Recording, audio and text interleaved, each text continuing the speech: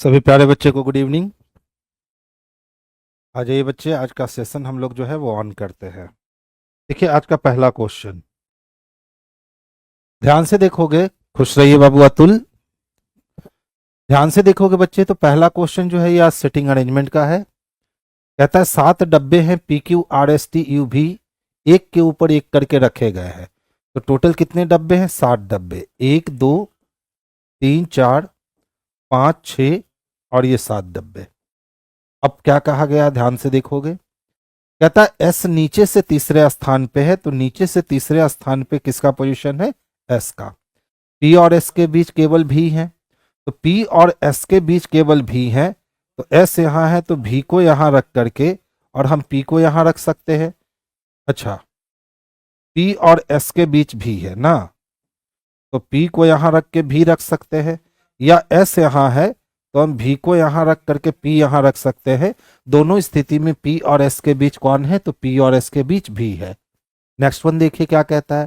T और भी के बीच केवल 3 डब्बे, तो अगर भी को यहां रखेंगे तो 1 2 3 डब्बा और यहां कौन सा आएगा? टी।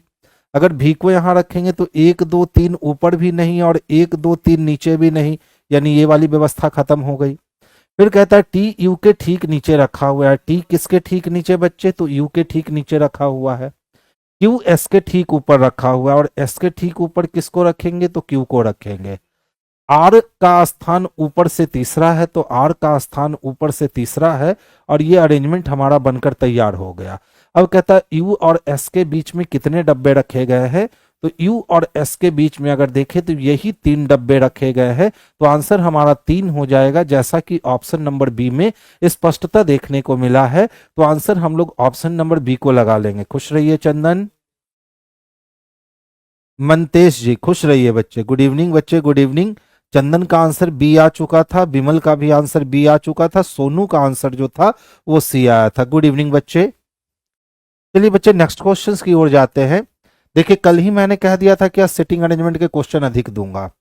7 व्यक्ति हैं N P O Q R S और टी, एक पंक्ति में उत्तर की ओर मुख करके बैठे हैं। तो एक पंक्ति ड्रॉ कर लेना है और उत्तर की ओर मुख रखोगे तो अपना राइट उसका राइट, अपना लेफ्ट उसका लेफ्ट हो जाएगा। अब प्रश्न में जो कहा गया है ना, आप वो काम कर लेना। तो कहता है पी और टी के बीच केवल 3 व्यक्ति बैठे हैं। तो पी और टी के बीच में व्यक्ति तो बैठे हैं, लेकिन उनकी संख्या कितनी है? 3 है। तो किधर टी किधर पी प्रूफ नहीं होगा। एन किसी एक सिरे पर बैठा है। अब कहता है एन किसी एक सिरे पर बैठा है और पी एन के बाईं ओर किसी स्थान पर बैठा है। तो अगर हम एन को यहां रखेंगे तो पी को इधर रख नहीं सकते। इसका मतलब है एन को मुझे दाएं सिरे पर रखना होगा। तो पहला, दूसरा, तीसरा, चौथा, पांचवा, छठा और सातवां। अब कहता है पी सर एन के बाईं ओर, एन के बाईं ओर पी कहीं भी हो सकता है, छोड़ दीजिए।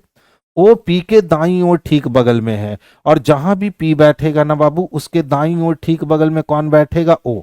इसका मतलब ये तो तय हो गया कि पी को यहां रख नहीं सकते हैं। आगे चल दीजिए।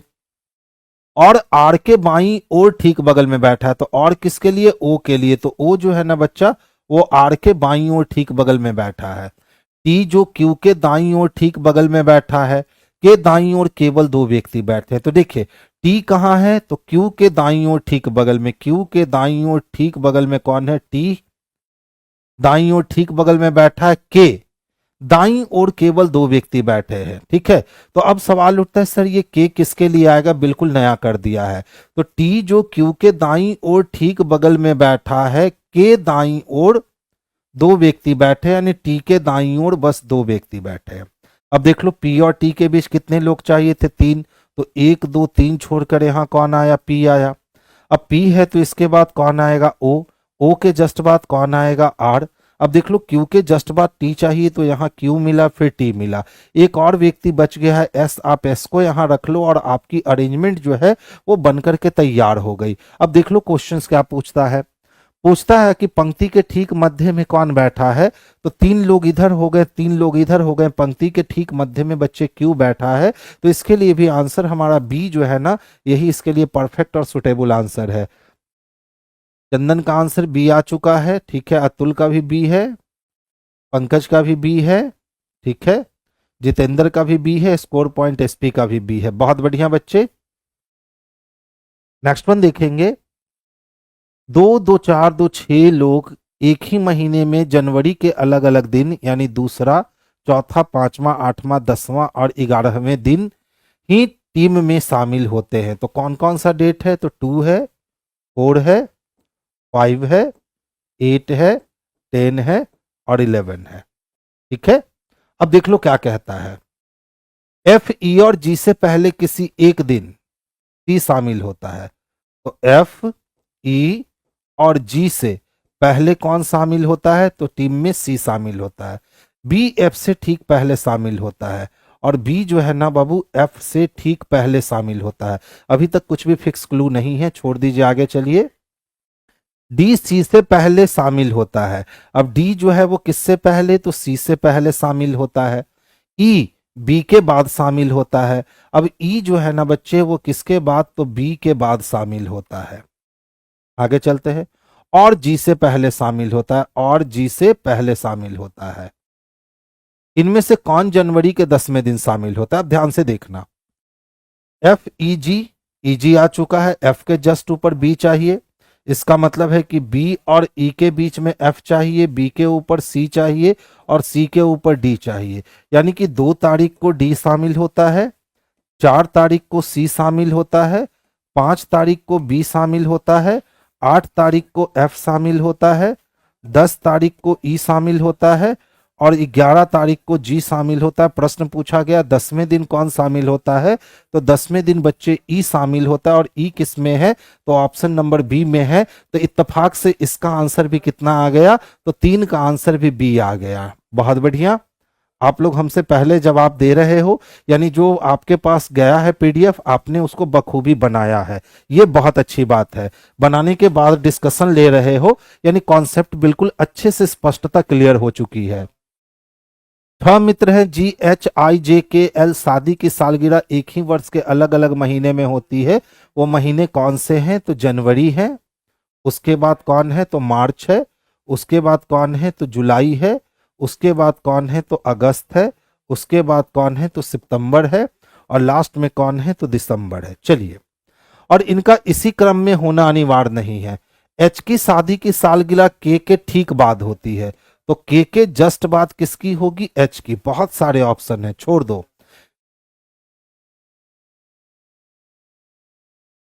केवल की शादी की सालगिरह जी से पहले है, मुझे लगता है ना यहां आई होगा, यहां कुछ छूट गया है बच्चे। कितना भी कोशिश करो कुछ ना कुछ ये लोग गड़बड़ कर ही देते हैं। देखिए, केवल की शादी की सालगिरह जी से पहले हुई है, तो किस की? केवल किस की? तो वहां पे कुछ ना कुछ जो है ना वो छूटा हुआ है। ठीक है, कहता है ABCDEFGH एक वर्गाकार मेज के चारों ओर केंद्र की ओर मुख करके बैठे हैं, तो 8 लोग की व्यवस्था कर लो। एक वर्गाकार मेज है और वर्गाकार मेज के चारों ओर वो कैसे बैठे हैं? तो केंद्र की ओर मुख करके बैठे हैं। चलिए, पहला व्यवस्था हो गया। अब देख लो प्रश्न क्या कहता है। उनमें से कुछ व्यक्ति कोने पर हैं जबकि कुछ व्यक्ति भुजा के मध्य में हैं। डी एफ के बाईं ओर तीसरे स्थान पर बैठा है और डी किसी कोने पर बैठा है।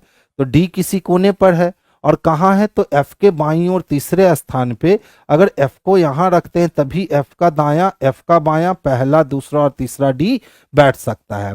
फिर कहता है सी सर ए के दाईं ओर दूसरे स्थान पे है, तो जहां भी ए को रखेंगे उसके दाईं ओर दूसरे स्थान पे सी को। अभी बहुत सारे प्लेस बचे हुए हैं, छोड़ दो, आगे चल दो। ए किसी भी कोने पर नहीं बैठा, तो ए को हम यहां नहीं रख सकते हैं, ए को यहां भी नहीं रख सकते हैं और ए को यहां भी नहीं रख सकते हैं। तो ए के बैठने का 2 जगह, ए को यहां रखकर दाएं में दूसरा सी या ए को रखकर दाएं में दूसरा सी, 2 कंडीशन है, छोड़ दीजिए। ए डी के ठीक बगल में नहीं बैठा। अब जैसे ही बोला कि ए सर डी के ठीक बगल में नहीं बैठा, तो इस दोनों जगह पे ए बैठ नहीं सकता, तो अब ए को यहां रखेंगे और इसके दाएं में दूसरा सी को रखेंगे। फिर कहता है जी ई के ठीक बगल में बैठा है, तो जी जब ई के ठीक बगल में बैठा है तो यहीं पे कहीं आएगा पोजीशन। जी किसी भुजा के मध्य में नहीं बैठा, तो जी भुजा के मध्य में नहीं बैठा तो कॉर्नर पे बैठेगा और इसके ठीक बगल में ई बैठेगा। आगे देख लो, जी और बी के बीच केवल 3 व्यक्ति हैं, तो जी और बी के बीच केवल 3 व्यक्ति हैं, तो बी को यहीं रखना होगा। इकलौता शख्स एच बचा हुआ है, एच को आप यहां रखोगे और आपकी अरेंजमेंट पूर्णतः क्या हो जाएगी, तो कंप्लीट हो जाएगी। गुड इवनिंग बच्चे।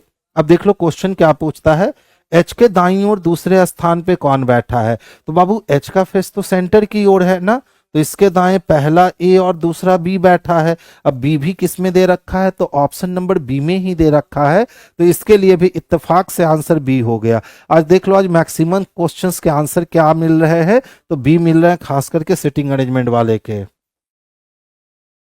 अब इतना ही सिटिंग अरेंजमेंट था, ठीक है। अब सिटिंग अरेंजमेंट से आगे चलते हैं। देख लो एस को किससे मिलना है, एम से। अगर हम एस से एम की बात करें ना, तो एस के तरफ राजा का रानी का मुख बंद है, तो जब एस के पास मुंह बंद है तो इसके पास मुंह खुला हो ही नहीं सकता, गलत हो गया। अब देख लो एल को किससे मिलवाना है, ई से।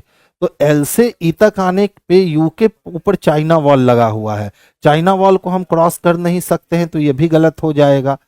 तो ना तो एक अनुसरण करता है और ना ही दो अनुसरण करता है, यानी ऑप्शन नंबर 4 को पिक करेंगे। और ऑप्शन नंबर 4 बच्चे किस में है, तो ऑप्शन नंबर 4 सी में है, तो आंसर हमारा सी हो जाएगा, यही इसके लिए बेस्ट और सुटेबल आंसर हो जाएगा।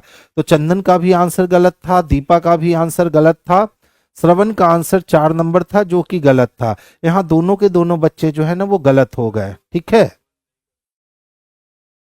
नेक्स्ट वन देखोगे। अब देखिए लॉजिकल वेन डायग्राम से क्वेश्चन है, एकदम ध्यान से समझना है। पूछता है ऐसे कितने पिता हैं जो फिल्म प्रेमी भी है किंतु इंजीनियर नहीं है। तो हमको पिता चाहिए, फिल्म प्रेमी चाहिए, लेकिन क्या नहीं चाहिए, तो हमको इंजीनियर नहीं चाहिए। जब इंजीनियर नहीं चाहिए तो ये सब खत्म हो गया।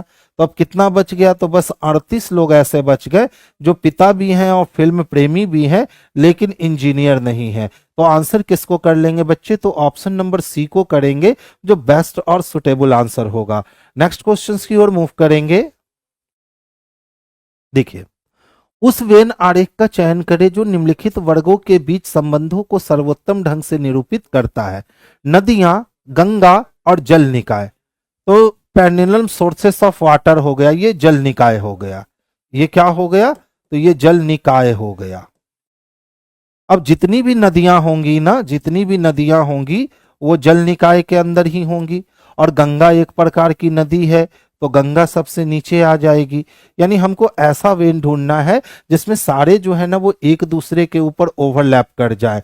तो आंसर हमारा क्या हो गया, ऑप्शन नंबर बी हो गया, ठीक है। सर 6 का डी ही आंसर है, हम भी वही दिए। 6 का आंसर डी कहां है रे बच्चा,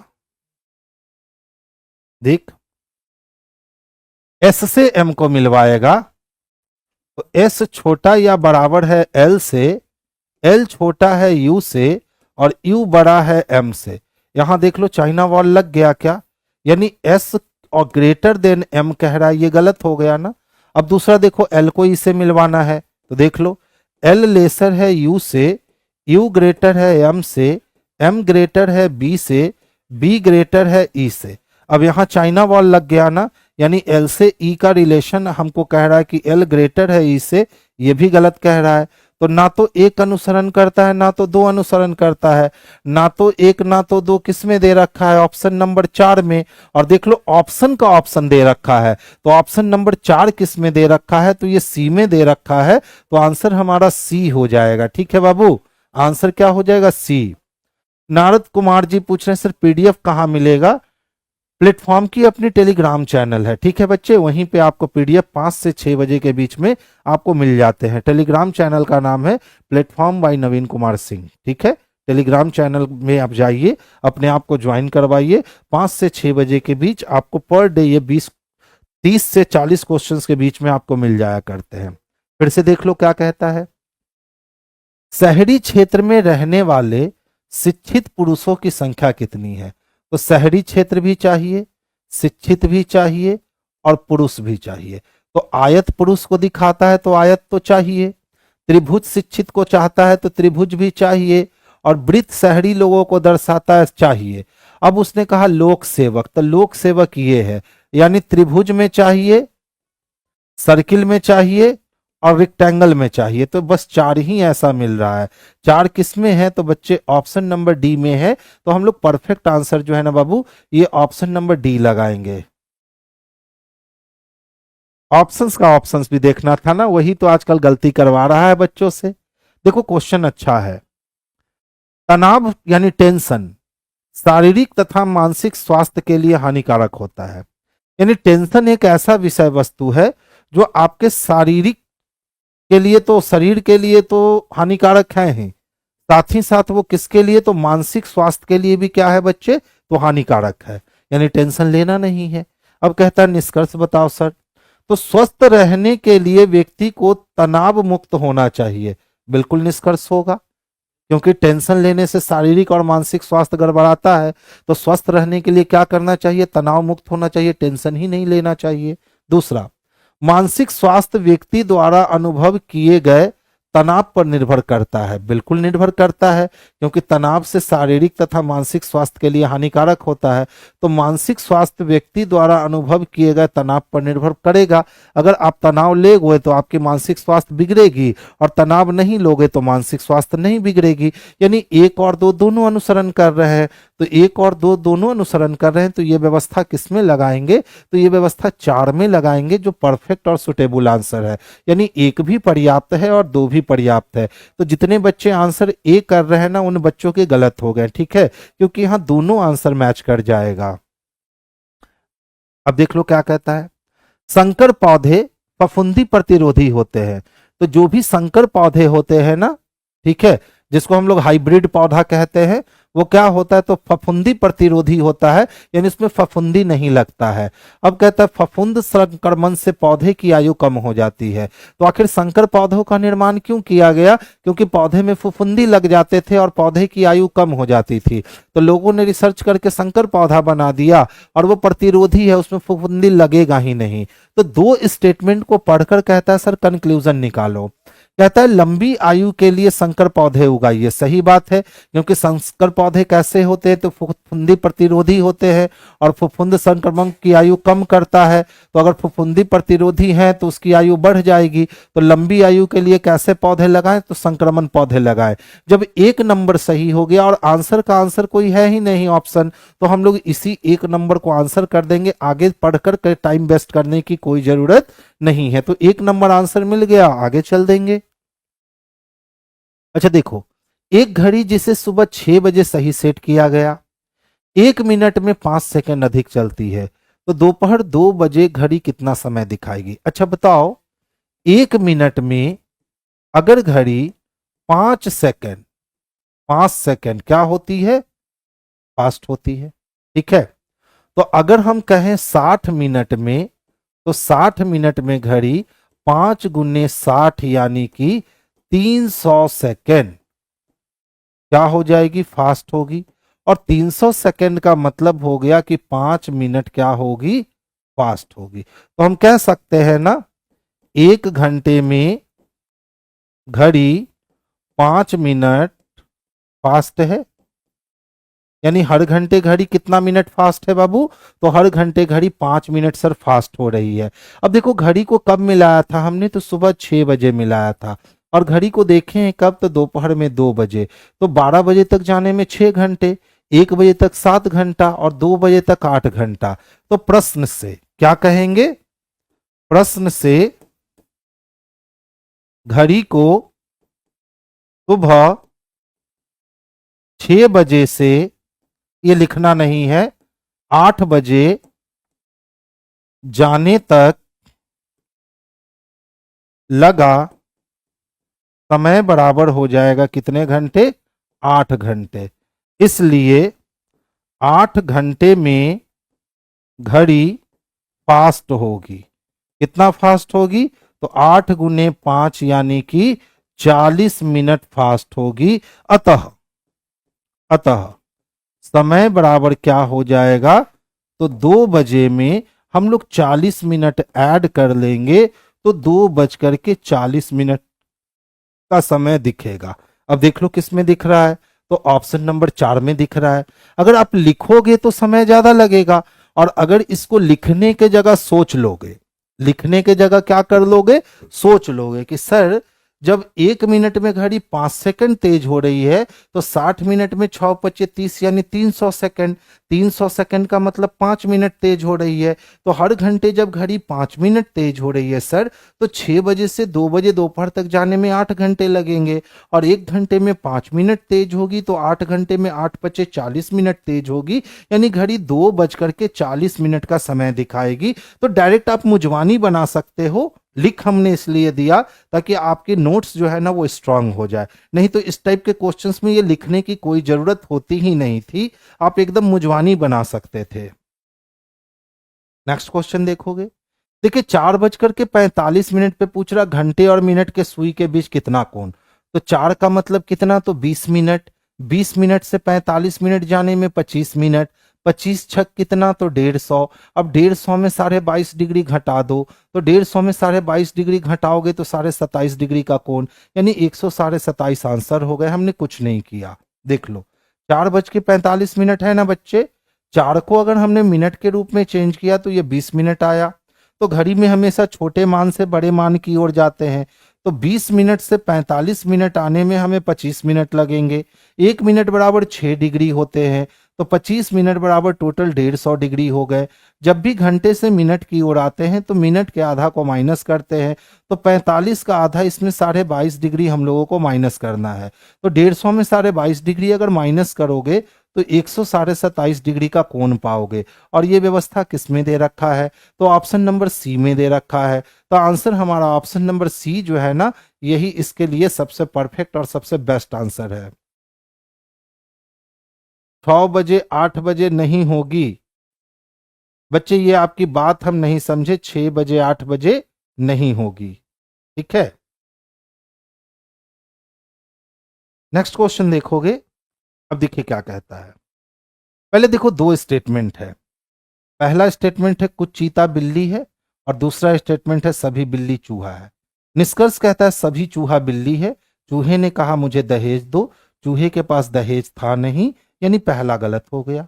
दूसरा कहता है कुछ चीता चूहा है, तो चीता को चूहा से मिलवाने में बिल्ली 1-2 में मदद कर देगा, यानी दूसरा सही हो गया।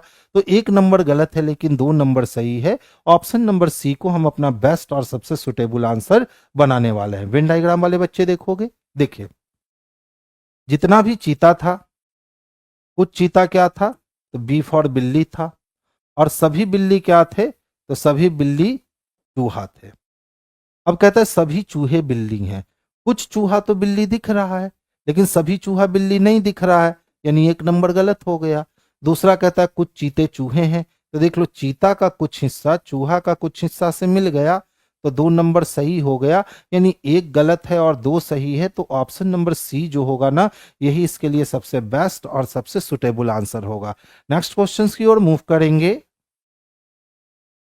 अब देख लो कुछ खतरे क्या हैं, धातु हैं। तो देखो खतरा है पॉजिटिव वाले के पास और धातु है निगेटिव वाले के पास, तो पॉजिटिव निगेटिव निगेटिव बन जाएगा, कट गया। कुछ लाल धातु है, लाल भी यही धातु भी यही, कोई नहीं का रीस्टेटमेंट कोई नहीं और कुछ नहीं में सही होगा, जबकि ये कुछ में है तो दोनों गलत हो गया।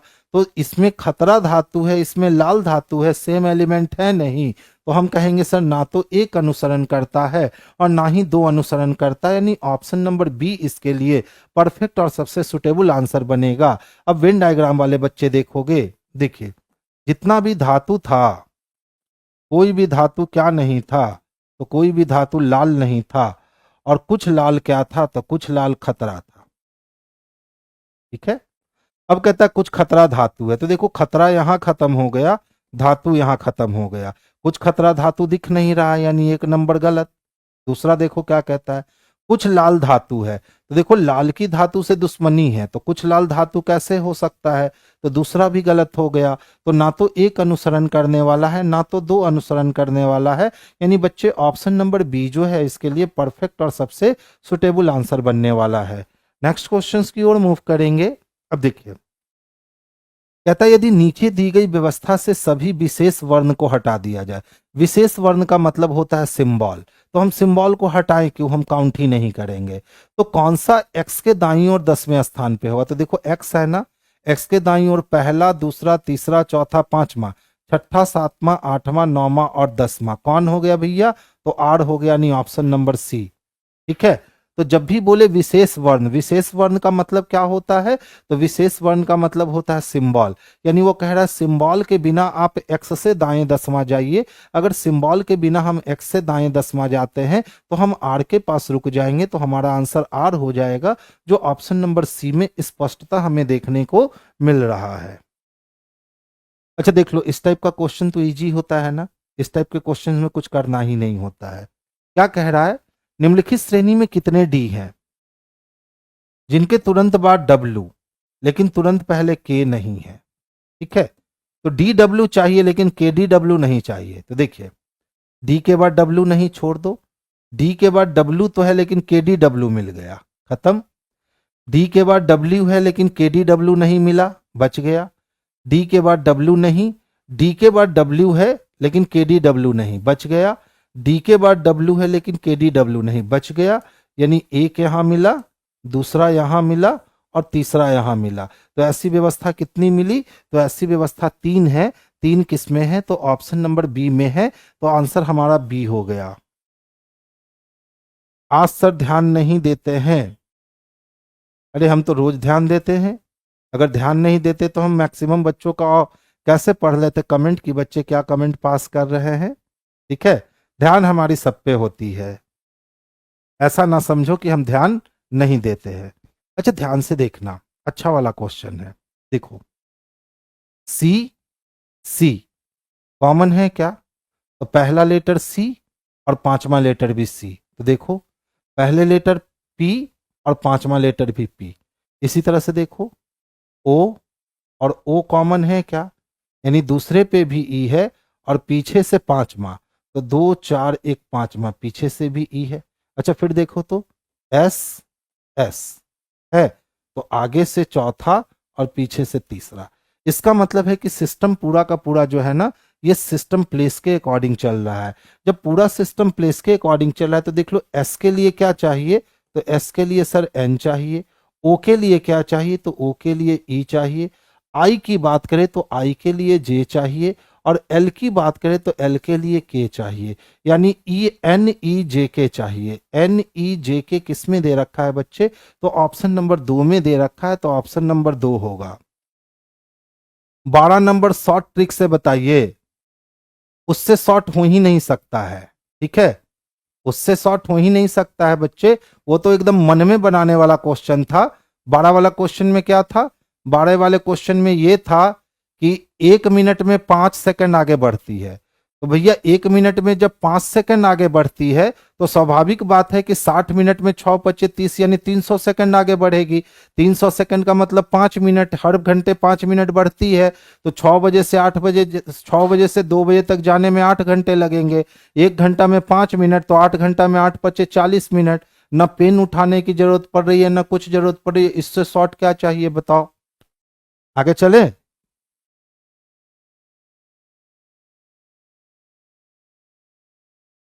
बिना रीजनिंग का कोर्स किए हुए बस क्वेश्चन प्रैक्टिस करने से रीजनिंग स्ट्रांग हो जाएगा? सर पंकज स्ट्रांग तो हो जाएगा, लेकिन समय का ड्यूरेशन लॉन्ग हो जाएगा। ठीक है, बहुत लंबे समय तक आपको कंटिन्यू मेरे साथ जुड़े रहना पड़ेगा, तो आपका स्ट्रांग हो जाएगा। नेक्स्ट देखो, अब कहता है सर निम्नलिखित विकल्पों में से विषम शब्द को चुनिए। आपको odd man out find out करना है। तो मीटर, डेसीमीटर, किलोमीटर, अमीटर, ये तो कुछ मापने का यंत्र है ना, शायद वोल्ट मापने का यंत्र है, और बाकी सब डिस्टेंस के लिए है। यानी यही 4 नंबर अमीटर जो हो जाएगा ना, ये अदर से क्या हो जाएगा? तो अदर से डिफरेंट हो जाएगा। अच्छा फिर से आपको विषम चुनना है। तबला, तानपुरा, सितार और सरोद। ठीक है, तो देखो ध्यान से समझना। सरोद जो होता है ना, उसमें तार यूज होता है, यानी उसको हाथ से बजाते हैं। इसी तरह सितार में भी तार यूज होता है। इसी तरह तानपुरा में भी तार ही यूज होता है। अब तानपुरा नहीं चलता है, पहले के समय में तानपुरा चलता था। लेकिन तबला जो है ना, उसमें तार नहीं होता, उसको डायरेक्ट पीट कर बजाया जाता है। इसीलिए तबला सबसे क्या हो जाएगा? अलग हो जाएगा। तो तबला, तानपुरा, सरोद और सितार में, तानपुरा, सितार और सरोद ये तीनों ऐसे होते हैं जिसमें पतली पतली तार लगी होती है, और उसमें स्ट्रोक करने से म्यूजिक बाहर आती है, लेकिन तबला एकमात्र है जिसको पीटने से आवाज आती है, उसमें तार नहीं होते हैं। तो आंसर क्या हो जाएगा बच्चे? तो ऑप्शन नंबर ए हो जाएगा। सर 13 नंबर क्वेश्चन एक बार और बताइए। 13 नंबर क्वेश्चन में क्लॉक था ना बच्चा, आप ये यूज करते हो गए 30 into H minus 11/2 into M, आप यही यूज करते हो ना? ठीक है, तो इससे थोड़ा सा लेंदी हो जाता है कैलकुलेशन, इसीलिए सुबोध हम उसको यूज करते ही नहीं है। ठीक है, टाइम क्या था? टाइम में भी था 4 बज कर के समथिंग मिनट। टाइम क्या था? 4 बज कर के समथिंग मिनट था ना? हाँ, 4 बज कर के 45 मिनट था। तो देखो जब आप इस वाले ट्रिक से बनाओगे तो आपको कितना समय लग जाएगा? 4 × 30 माइनस 11/2 × 45 रखोगे मिनट के जगह। अब आप इसको काटोगे, तो जब आप इसको काटोगे तो ये कितना आएगा? तो 22.5 आएगा। ठीक है, अब यहाँ क्या करोगे? तो 3 चौको 12, 120 माइनस करोगे। अब 22.5 को आप गुना किससे करोगे? 11 से। तो ये हो गया 225, और फिर हो गया 225, और फिर आप करोगे 5, 5 2 7, 2 2 4, और 2 के लिए 2 डेसिमल। ठीक है, तो माइनस करोगे 247.5। अब फिर इसके साथ घटाओगे, तो अब 247.5 में आप 120 को माइनस करोगे तो 5 के लिए 5 हो गया, ये 7 हो गया, ये 2 हो गए, ये 1 हो गया। आप कहोगे सर आंसर कितना हो जाएगा? तो 127.5 डिग्री। आप इतना कैलकुलेशन किए ना? ठीक है, हम उतना कैलकुलेशन ही नहीं करते हैं। हमने सीधा कहा कि सर कितने समय हो रहे हैं? तो 4 बज के 45 मिनट, 4 का मतलब सुई 20 पे दिखेगा, 20 से 45 आने में 25 मिनट लगेगा। 1 मिनट बराबर 6 डिग्री होता है, तो 25 मिनट बराबर 150 डिग्री हुआ, और मिनट का आधा हमने 22.5 डिग्री इसमें माइनस कर दिया, तो 127 डिग्री का कोण मिल गया। ये एंगल निकालने का सबसे फास्ट और सबसे बेस्ट तरीका है, ठीक है, जिसको हमने इजाद किया है। ठीक है, शिलोंग में बहुत बारिश हो रही है? नहीं बच्चे, यहाँ ठंड बहुत अधिक है। पटना में रियल ठंड अभी ही पड़ी है 1 जनवरी से, और पर डे बढ़ती जा रही है। आज की ठंड पटना की बहुत लाजवाब है, यानी ठंड हो तो ऐसा हो, नहीं तो नहीं हो। ठीक है, तो देख लो आप इस वाले रूल से बनाते होगे। ठीक है सुबोध, और मैं इस रूल को यूज करना कब से कम लगता है ना कि 8 साल पहले, 9 साल पहले इस रूल को यूज करना मैंने बिल्कुल छोड़ दिया रीजनिंग में। It's a lengthy process. मैं उस रूल से चलता हूं और उसमें एकदम मुजवानी बन जाता है, कुछ करने की जरूरत ही नहीं पड़ती है, डायरेक्ट बन जाता है। ठीक है, अब देखो, वर्ग, आयत, गोलक और वृत्त में अलग कौन है? भैया ऑड में आउट जब तलाशना है तो वर्ग एक 2D फिगर है कि नहीं? आयत भी एक 2D फिगर है, वृत्त भी अगर कह लो तो नहीं, सिंगल फिगर है। गोलक ये ठोस हो जाएगा। अब 2D 3D हटा दो, देखो गोलक जो है ना ये एक ठोस फिगर हो जाएगा, तो इसीलिए गोलक क्या हो गया? ये अलग हो गया। तो आंसर किसको लगा लोगे? तो आंसर लगा लोगे ऑप्शन नंबर 2 को, यानी गोलक जो है ना इस सब में सबसे अलग है। ठीक है, अब ध्यान से समझिएगा, किसका संबंध चाहिए बाबू? क्यू का। किससे चाहिए? एस से। तो एस से चलना शुरू कीजिए। देखिए, अगर मैं एस हूं तो आर मेरा भाई है, क्योंकि आर और एस भाई है। तो अगर मैं एस हूं तो आर मेरा भाई है। ठीक है, अब कहता है पी की लड़की आर की बहन है, तो मेरी भाई की बहन जो है वो पी की लड़की है, तो पी मेरे पापा या और मम्मी, और पी और क्यू बहनें हैं, तो पी मेरी मम्मी और क्यू मेरी मौसी। तो मौसी देखो तो कहीं है क्या? नहीं है, तो फिर चाची या बुआ लगाना, इंग्लिश में इसको आंट कहेगा। ठीक है, तो वही पूछ रहा था क्यू एस से किस प्रकार संबंधित है? तो क्यू जो है ना वो मौसी हो जाएगी। मेन आंसर क्या आएगा? तो मेन आंसर मौसी आएगा। ठीक है, ध्यान से देखिएगा। देखिए, पी और क्यू बहनें हैं, तो बहन है तो दोनों पैरेलल लाइन पे जाएगी और दोनों लड़की होगी। आर और एस भाई हैं। ठीक है, पी की लड़की, पी की लड़की आर की बहन है, तो पी की कोई लड़की है जो किसकी बहन है? आर की। तो देखो आर और एस दोनों क्या है? तो आर और एस दोनों भाई हैं। तो फिर क्यू का एस से क्या संबंध है? किससे?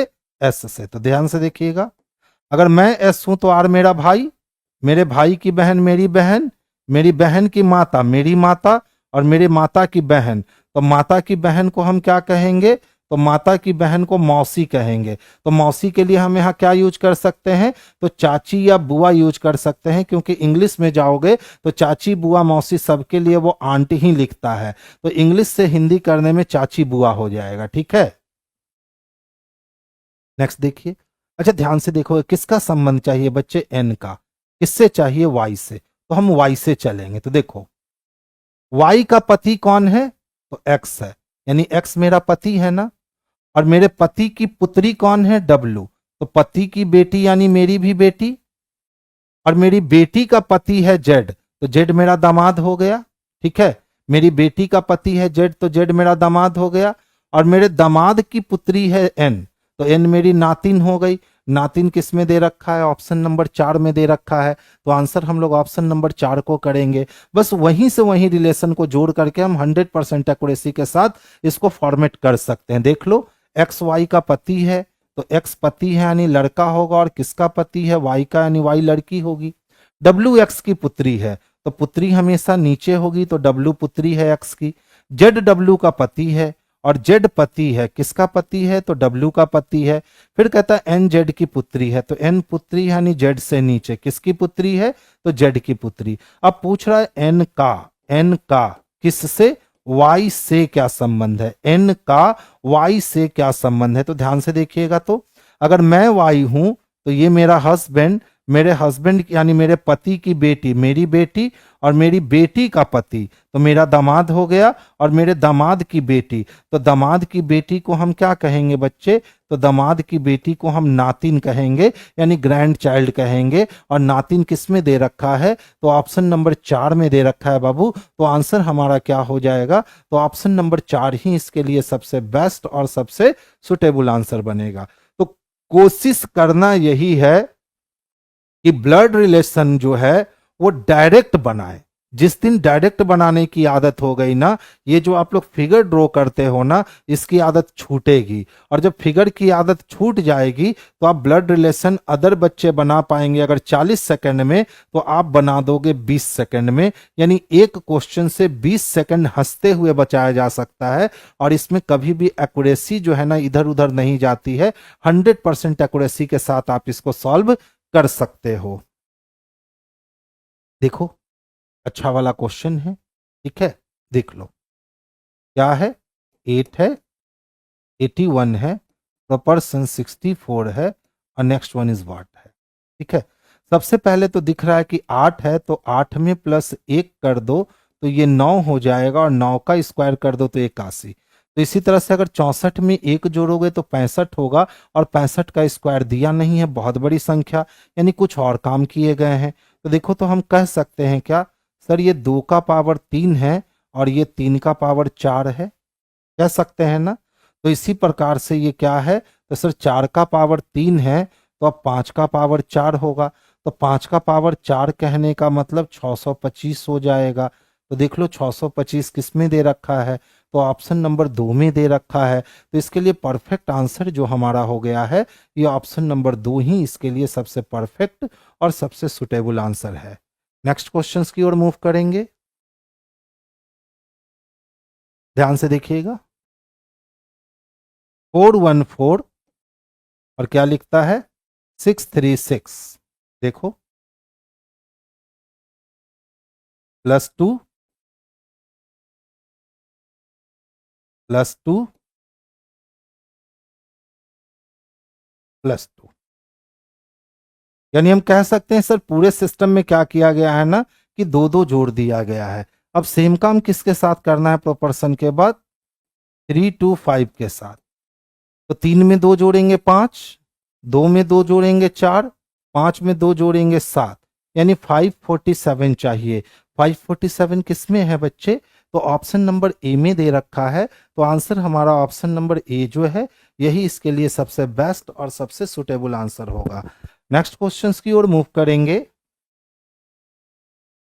देखिए, अब क्वेश्चंस में एक व्यक्ति नहीं है, 2 व्यक्ति है। 2 छात्र ए और बी अपने स्कूल से घर वापस आ रहे हैं। वे एक ही बिंदु पी से चलना आरंभ करते हैं। यानी कोई बिंदु है, जिस बिंदु का नाम क्या है, तो पी बिंदु।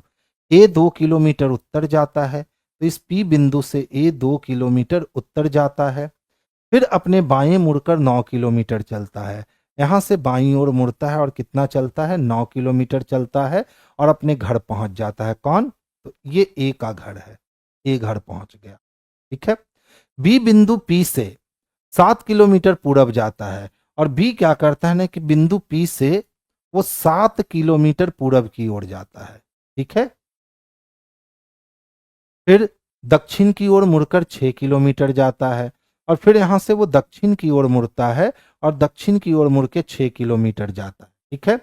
फिर अपने बाईं ओर मुड़कर 2 किलोमीटर चलता है, यहां से बायां मुड़ेगा और 2 किलोमीटर चलेगा तो बी अपने घर पहुंच जाएगा।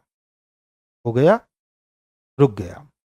ए के घर के सापेक्ष में बी का घर किस दिशा में है, तो देखो अगर ए के घर के रिस्पेक्ट में हम बी का घर देखने जाए तो ए का घर ये है, इसके अगर सामने हम जाते हैं तो हमें पूरब मिलेगा, और इसके सामने नीचे जाते हैं तो हमें दक्षिण मिलेगा। लेकिन बी के घर आने के लिए उसको डायगोनल आना पड़ेगा, तो किसके किसके बीच में, तो ईस्ट और साउथ के बीच में आना पड़ेगा। इसका मतलब आंसर हमारा साउथ ईस्ट हो जाएगा।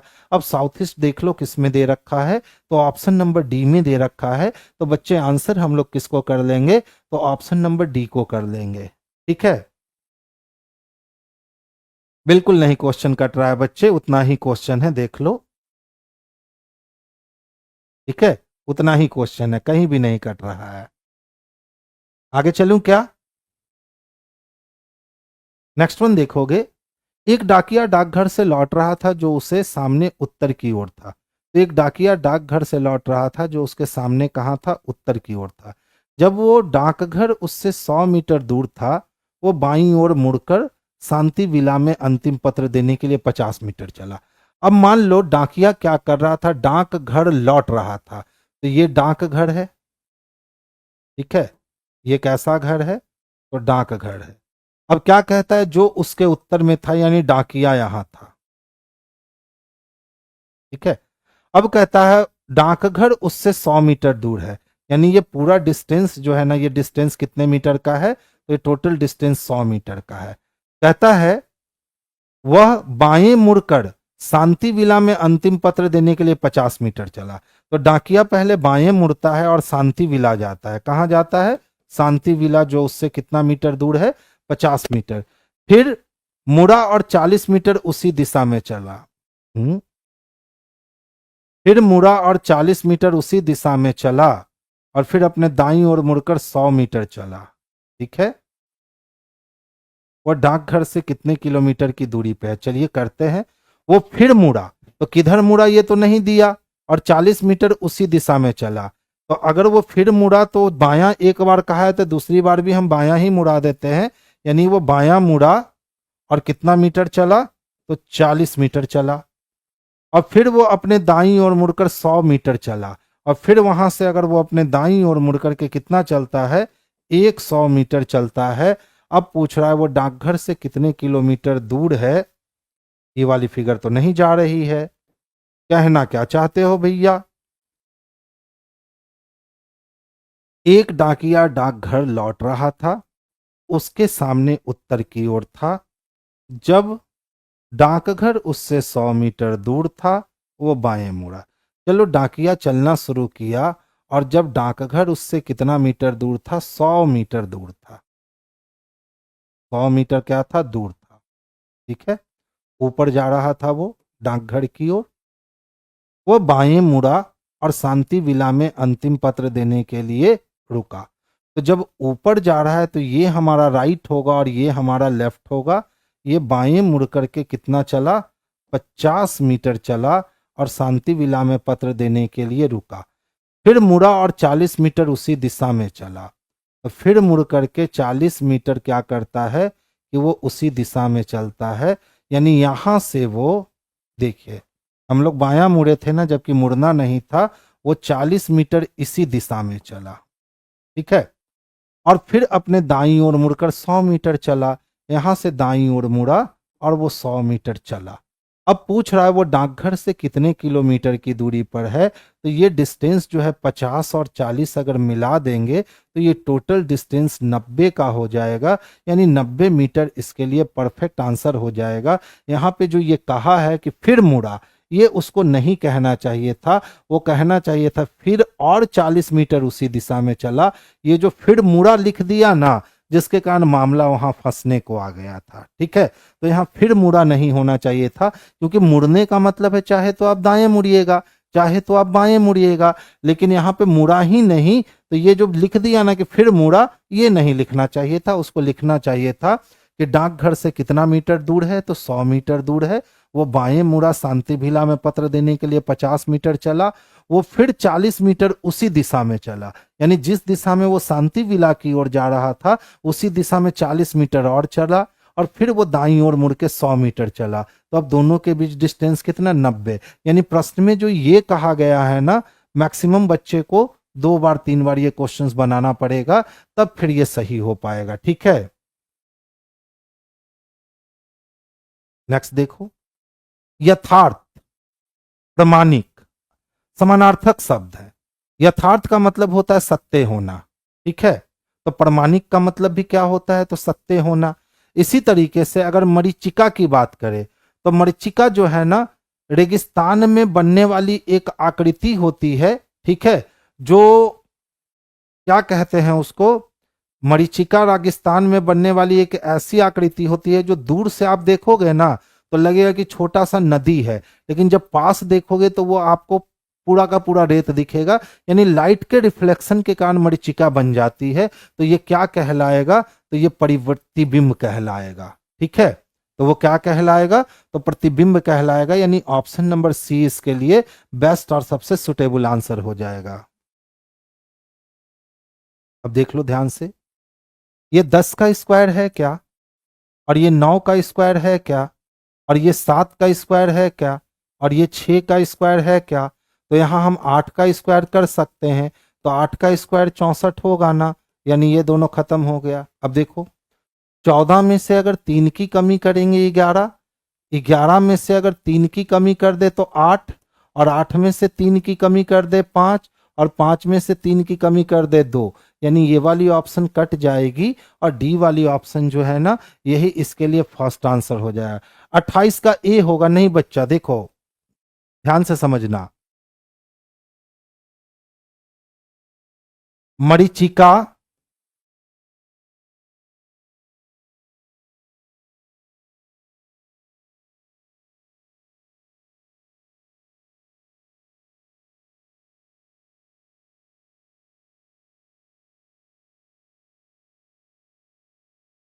ठीक है, याद रखोगे। रेगिस्तान में बनने वाला क्या होता है, एक प्रतिबिंब होता है। आप रेगिस्तान में जाओगे ना तो लाइट का जो रिफ्लेक्शन होता है, तो एक जगह ऐसा आपको दिखेगा कि वहां पे पानी है, ठीक है, लेकिन जब उसके पास जाओगे तो पता चलेगा वहां पानी है ही नहीं। तो वो लाइट जो मारता है ना, सनलाइट जो होता है, तो दूर से देखने पे उसका जो रिफ्लेक्शन बनता है ना, उसके कारण मरीचिका बनती है। ठीक है,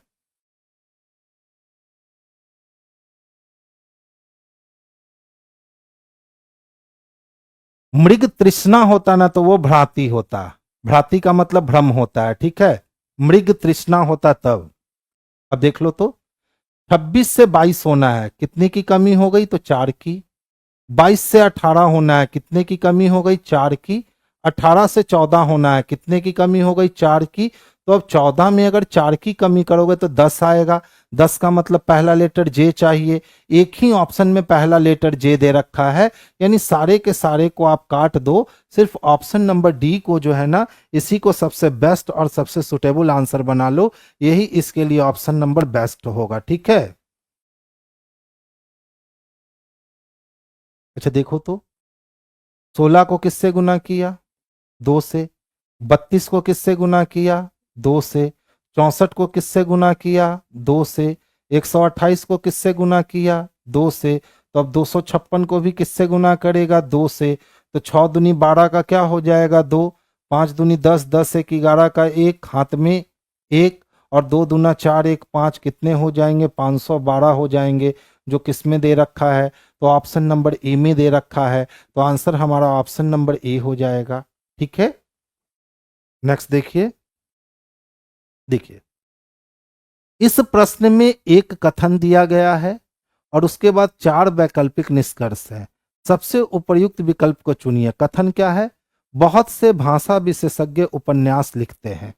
तो उसने कहा कि जो भाषा विशेषज्ञ होते हैं ना, ठीक है, यानी जो भाषा में स्पेशलिस्ट होते हैं, उसमें से बहुत सारे लोग क्या करते हैं, तो उपन्यास लिखते हैं।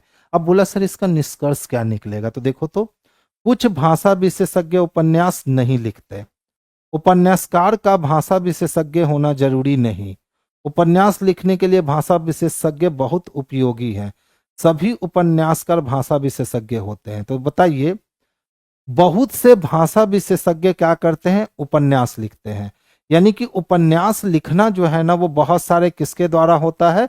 तो भाषा विशेषज्ञ के द्वारा। यानी उपन्यास लिखने के लिए भाषा में विशेषता का होना जरूरी है। यानी आपको किसी भी लैंग्वेज में अगर उपन्यास लिखना है तो उस लैंग्वेज में आपको एक्सपर्ट होना पड़ेगा, तभी आप उपन्यास लिख सकते हैं। तो कहा कुछ भाषा विशेषज्ञ उपन्यास नहीं लिखते हैं, तो वो हम नकारात्मक सोच रहे हैं। दूसरा कहता उपन्यासकार का भाषा विशेषज्ञ होना जरूरी नहीं है। तो यहाँ तो बोल दिया है कि बहुत से भाषा विशेषज्ञ उपन्यास लिखते हैं, यानी कि उपन्यास लिखने के लिए भाषा विशेषज्ञ होना जरूरी है। तो 2 नंबर गलत हो गया। उपन्यास लिखने के लिए भाषा विशेषज्ञता बहुत उपयोगी होती है। अगर उपन्यास लिखने के लिए भाषा विशेषता जो है बहुत उपयोगी होती तो सारे कर सकते हैं। सभी उपन्यासकार भाषा विशेषज्ञ होते हैं। अब देख लो, सभी उपन्यासकार भाषा विशेषज्ञ होते हैं, हम ये 100% नहीं कह सकते हैं। तो फिर हमारा आंसर कौन जाएगा? तो 3 इसके लिए सबसे परफेक्ट और सबसे सुटेबल आंसर जाएगा। तो आंसर बच्चे हम लोग ऑप्शन नंबर सी को ही करेंगे। मैक्सिमम बच्चों का आंसर सही था। अतुल का आंसर 4 था, जो कि गलत था। देखिए, अंग्रेजी के सभी चलचित्र हिंसात्मक होते हैं। यानी कि इंग्लिश मूवी आप अगर देखोगे ना, तो वो क्या होता है? तो हिंसा से भरा होता है। कुछ लोगों को अंग्रेजी चलचित्र देखना अच्छा लगता है, और सभी को नहीं, कुछ लोगों की बात कर रहा है कि उनको इंग्लिश मूवी देखना अच्छा लगता है। अब कहता है निष्कर्ष, अंग्रेजी चलचित्र देखने वाले सभी लोग हिंसा अच्छी लगती है। हम ये 100% श्योरिटी के साथ तो नहीं कह सकते हैं। जिन लोगों को हिंसा अच्छी लगती है वे सभी अंग्रेजी चलचित्र देखते हैं, हम ये भी 100% नहीं कह सकते हैं। तो ना तो एक अनुसरण करता है और ना तो 2 अनुसरण करता है। यानी ऑप्शन नंबर 3 इसके लिए सबसे बेस्ट और सबसे सुटेबल आंसर होगा। पंप का क्षैतिज दर्पण, तो पी अपने स्थान पे क्या होगा? पलटेगा। यू भी अपने स्थान पे पलटेगा, एम भी अपने स्थान पे पलटेगा और पी भी अपने स्थान पे पलटेगा। 1 नंबर गलत हो गया, 2 नंबर गलत हो गया, 3 नंबर सही हो गया। तो आंसर सी होगा। और सी किस में दे रखा है बच्चे? तो सी ए में दे रखा है। तो आंसर हमारा बाबू ए हो जाएगा। यानी जब ऑप्शंस की ऑप्शंस आती है ना, तो क्वेश्चंस में आप लोग हड़बड़ाहट में गलतियां करके आते हो। तो जब भी ऑप्शंस का ऑप्शंस रहे ना, तो थोड़ा सा माइंड को जो है ना तुम फोकस करके रखो, फिर मजा अधिक है। अच्छा देखिए, क्षैतिज दर्पण चाहिए, तो एल अपनी पोजीशन बदल लेगा, आई सेम रहेगा, सी सेम रहेगा, के सेम रहेगा। तो देख लो, ये वाली तो खत्म हो गई, ये भी वाली खत्म हो गई और ये भी वाली खत्म हो गई। किसमें है? सी में। और सी किस में है? तो बी में।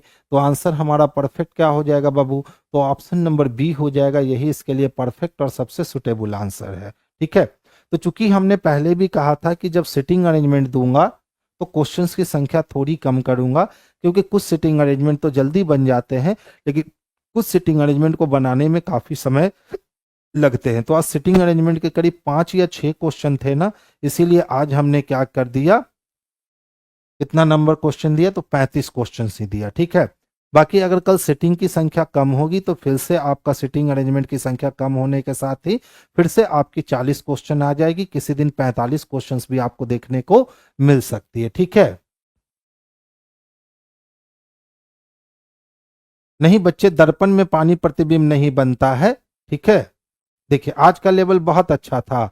हाँ, आज क्वेश्चन चुन चुन कर हम दिए ही थे। ठीक है, देखिए मिरर इमेज में क्या होता है ना, कि मिरर इमेज में राइट टू लेफ्ट परिवर्तन होता है। ठीक है, और वाटर इमेज में अप टू डाउन परिवर्तन होता है। हमेशा ये बात याद रखोगे। यानी अगर दर्पण बोल रहा है, समतल दर्पण बोल रहा है, तो दायां वाला बायां और बायां वाला दायां जाएगा। जबकि अगर वाटर इमेज बोल रहा है ना, तो ऊपर वाला नीचे और नीचे वाला ऊपर जाएगा। यही इसकी खासियत है। तो हमेशा याद रखना, अगर दायां का बायां और बायां का दायां हुआ तो ये कैसा इमेज हो गया? मिरर इमेज हो गया। और अगर अप टू डाउन या डाउन टू अप हो गया तो ये कैसा इमेज हो गया? तो ये वाटर इमेज हो गया। बस ये बात याद रखना, दाएं बाएं पलटेगा मिरर इमेज, ऊपर नीचे पलटेगा वाटर इमेज। ठीक है। प्रीवियस ईयर भी पूछा हुआ क्वेश्चन दीजिए। अच्छा देख लीजिए कौन है रे बच्चा। देखिए पंकज गुप्ता कह रहे हैं सर प्रीवियस ईयर में पूछा गया क्वेश्चन दीजिए। तो ये बताइए 2018 का क्वेश्चन है, 2018 का क्वेश्चन है। ये भी आपका प्रीवियस पेपर का है। ये आपका 2008 का क्वेश्चन है। ये आपका 2018 का, 2018 का, 18 का, 2007 का, 2019 का, 2021 का, 2015 का, 15 का, 2016 का, 2016 का, 2016 का, 2016 का, ठीक है, 2005 का। तो सारा क्वेश्चन तो आपका प्रीवियस ही है। सारा क्वेश्चन हम आपको प्रीवियस ही दे रहे हैं, अपने मन से कोई क्वेश्चन सेट नहीं कर रहे हैं। बस प्रीवियस पेपर से निकाल करके कुछ एसएससी का क्वेश्चन ले रहे हैं, कुछ रेलवे का क्वेश्चन ले रहे हैं, क्योंकि क्वेश्चन सब में एक ही होते हैं। बस वो आप लोगों में भ्रम बैठा दिया गया है कि एसएससी का क्वेश्चन अलग होता है और रेलवे का क्वेश्चन अलग होता है। हमें तो आज तक रेलवे और एसएससी में क्वेश्चन अलग दिखा ही नहीं, बस कॉन्सेप्ट होता है। ठीक है, direction same, blood relation same, clock calendar same, sitting arrangement same, सारे सेम ही होते हैं। ठीक है, तो बस एकदम अच्छे अच्छे क्वेश्चंस को बनाते रहिए, आपका सिलेक्शन बिल्कुल हो जाएगा। बस कंटिन्यूटी मैटर करती है। मैं अपनी कंटिन्यूटी निभा रहा हूं, आप भी अपनी कंटिन्यूटी निभाइए और थोड़ा सा मेहनत कीजिए और थोड़ा सा लिंक वगैरह शेयर कीजिए अपने दोस्त यारों को। इसको थोड़ा सा लाइक सब्सक्राइब कीजिए और इसको आगे बढ़ाइए। ठीक है, तो चलिए बच्चे, आज की सभा हम लोग यहीं बर्खास्त करते हैं। हम लोग फिर से कल मिलेंगे और कल आपके क्वेश्चंस की संख्या 40 से 45 हो सकती है, जैसे कि हमेशा होती थी। ठीक है, तो सभी बच्चे को गुड नाइट, स्वीट ड्रीम। कल फिर मुलाकात होगी।